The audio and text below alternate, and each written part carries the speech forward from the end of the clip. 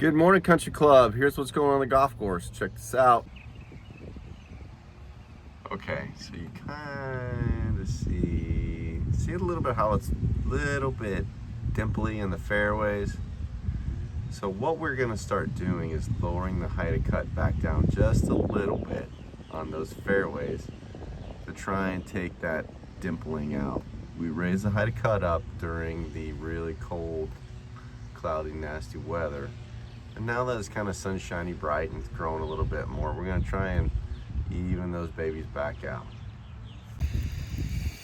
This is number 7 Greenside Bunker.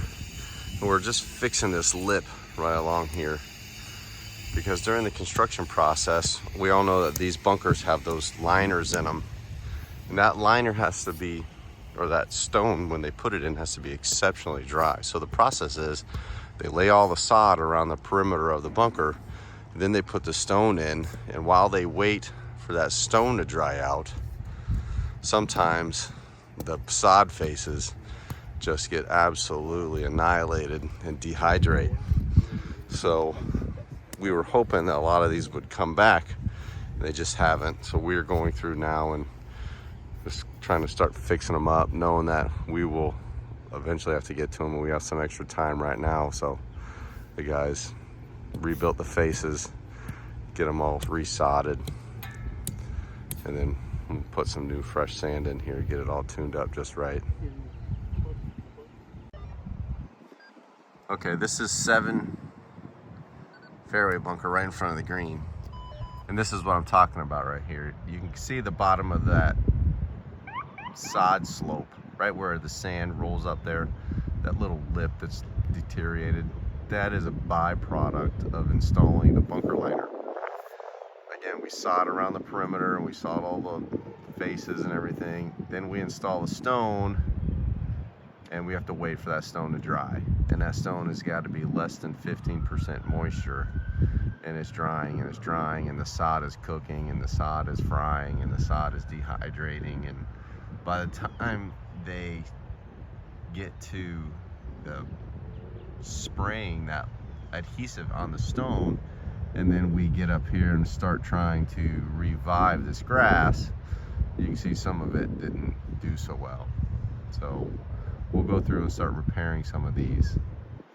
In addition to areas like this summer, on top of that ridge line, we're going to put in small pop-up zones to help keep these faces hydrated really well so that we don't have to run all of the big sprinklers, but we can just turn our little bunker face zones. But that's the story. Those are what we've referred to as happy pellets. Fertilize the golf course this week in anticipation of some good growing weather.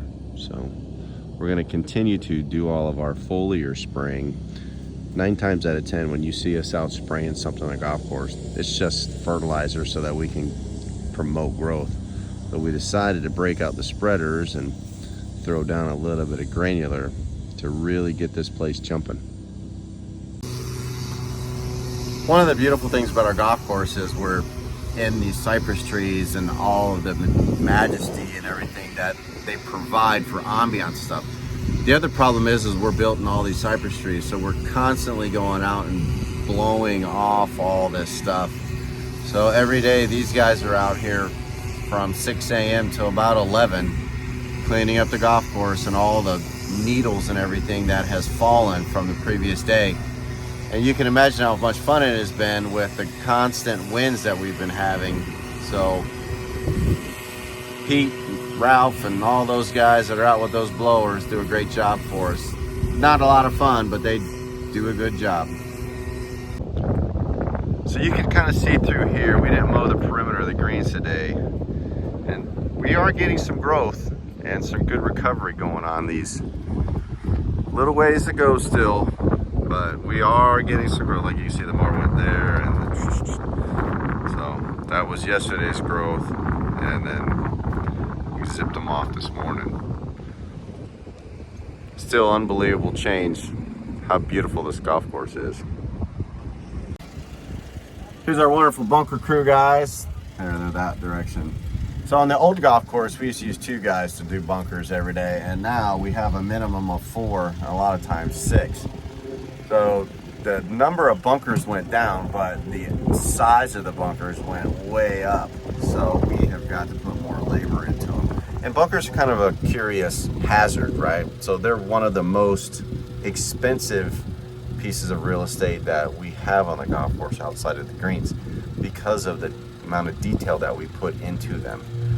For a hazard, they are kind of a unique situation, right? You would think a hazard, you don't have to really make it as formally dressed and finely manicured, but the bunkers, different story. So that's some of the stuff that's going on around your golf course. Take care, everybody. Have a wonderful day.